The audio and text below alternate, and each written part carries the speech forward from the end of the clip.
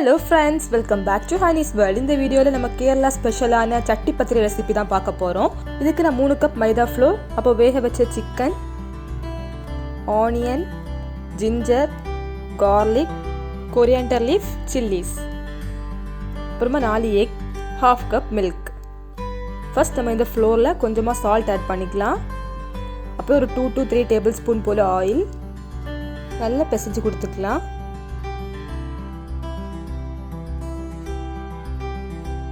அப்புறமா நம்ம இதில் கொஞ்சமாக வாட்டர் ஆட் பண்ணி மிக்ஸ் பண்ணிகிட்டே இருக்கலாம். சப்பாத்தி மாவு மாதிரி நம்ம பிசைஞ்சிட்டே இருக்கணும்.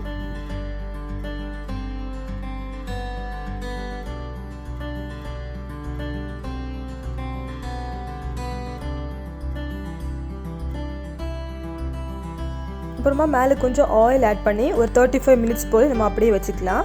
அப்புறம் இன்னொரு பேனில் கொஞ்சமாக ஆயில் ஆட் பண்ணிக்கோங்க. ஆயில் நல்லா காஞ்சதும் அதில் ஜிஞ்சர் garlic ஆட் பண்ணிக்கலாம்.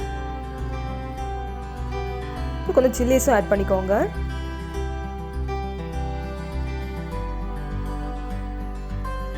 அப்புறமா இதில் நம்ம கட் பண்ணி வச்சிருக்க ஆனியன்ஸும் சேர்த்துக்கலாம்.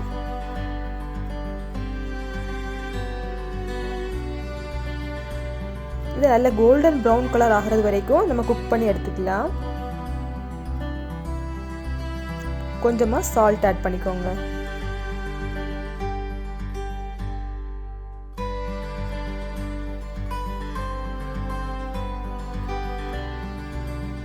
நெக்ஸ்ட் நம்ம இதில் கொஞ்சம் டர்மரிக் பவுடர், கொரியாண்டர் பவுடர், அப்புறம் பெப்பர் போட்டு நல்லா மிக்ஸ் பண்ணி கொடுத்துக்கலாம்.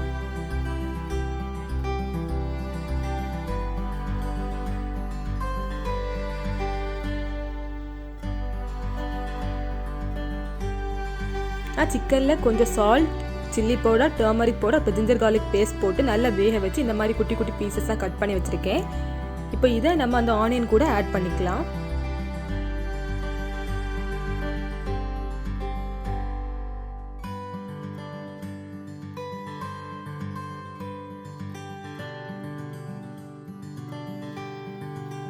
நல்லா மிக்ஸ் பண்ணி நம்ம வேக வச்சுக்கலாம்.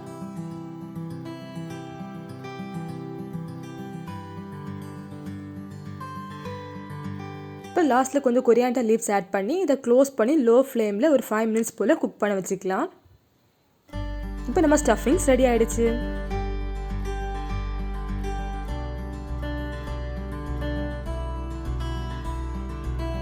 இப்போ 1/2 hour கழிஞ்சிடுச்சு. இந்த மாவை நம்ம நல்லா ரோல் பண்ணி குட்டி குட்டி பால்ஸாக பிடிச்சிக்கலாம்.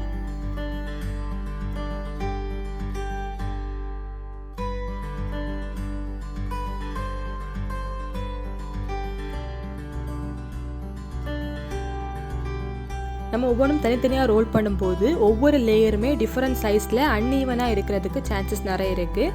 ஸோ ஃபஸ்ட் நம்ம இந்த மாதிரி குட்டி குட்டி ரோல்ஸாக பண்ணிக்கலாம். அப்புறமா அதுக்கு மேலே கொஞ்சம் ஆயில் ஆட் பண்ணி அதை எல்லா இடத்துலையும் ஸ்ப்ரெட் பண்ணி விட்டுக்கோங்க. அதுக்கு மேலே கொஞ்சம் ரைஸ் ஃப்ளோர் ஆட் பண்ணிக்கலாம்.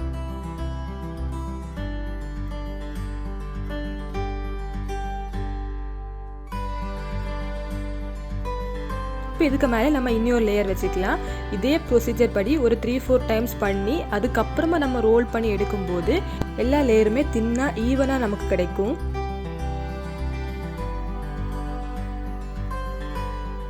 இப்போ நம்ம எல்லாத்தையும் சேர்த்து வச்சு நம்ம ரோல் பண்ணிக்கலாம். அதே மாதிரி நம்ம சட்டி பத்திரி எந்த பேனில் பண்ண போகிறோங்கிறத முதல்ல ஃபிக்ஸ் பண்ணிக்கணும். அதோட பேனோட கேப் எடுத்து இதில் வச்சு கரெக்டாக கட் பண்ணி எடுத்துக்கோங்க. அப்போ தான் அந்த பேனில் கரெக்டாக இது ஃபிக்ஸ் ஆகிற மாதிரி இருக்கும். இப்போ இதை நம்ம தோசைக்கல்லில் போட்டு மறைச்சி எடுக்கும்போது ஒவ்வொரு லேயராக தனித்தனியாக பீலாகி வரதை நம்ம பார்க்கலாம்.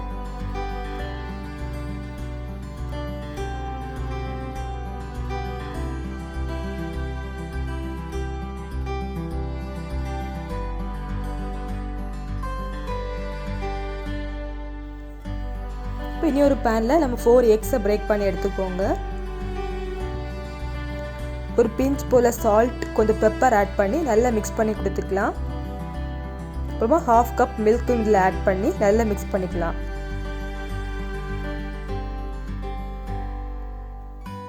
இப்போ நம்ம இன்னொரு பேன் எடுத்துக்கலாம். இந்த பேனில் தான் நம்ம பண்ண போகிறோம். அதில் கொஞ்சம் நெய் ஆட் பண்ணி எல்லா இடத்துலையும் ஸ்ப்ரெட் பண்ணி விட்டுக்கோங்க. இப்போ நம்ம அதில் ஒரு லேயர் எடுத்து அந்த எக் மிக்சர் இருக்கக்கூடியதில் நல்லா டிப் பண்ணி எடுத்துக்கலாம். 2 சைடுமே டிப் பண்ணிக்கோங்க. இந்த ஃபர்ஸ்ட் நம்ம பேஸ் லேயராக ஃபிக்ஸ் பண்ணி வச்சுக்கலாம். அப்புறமா நம்ம இதில் ஸ்டஃபிங்ஸ் ஆட் பண்ணிக்கலாம். இப்போ இதில் நம்ம அரேஞ்ச் பண்ணும்போது ஒவ்வொரு லேயருமே வேறு வேறு சைஸில் இருந்துச்சுன்னா ஒரு லேயருக்கு மேலே இன்னொரு லேயர் ஒட்டாமல் அப்படி பிரிஞ்சு வர்றதுக்கு சான்சஸ் நிறைய இருக்குது. அதனால தான் நம்ம இந்த கேப் வச்சு கரெக்டாக கட் பண்ணி எடுத்துக்கிட்டோம். இதே மாதிரி நம்ம மற்ற லேயர்ஸும் பண்ணிக்கலாம்.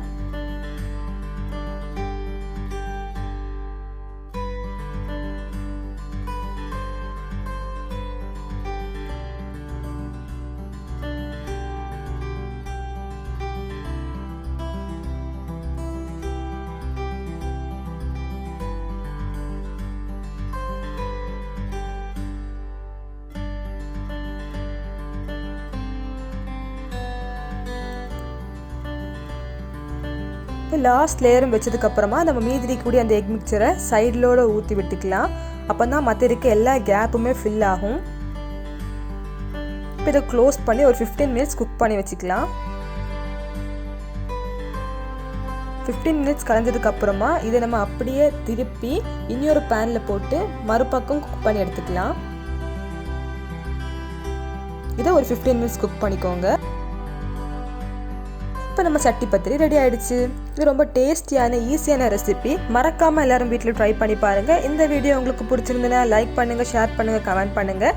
மறக்காமல் நம்ம சேனலுக்கு சப்ஸ்கிரைப் பண்ணிக்கோங்க.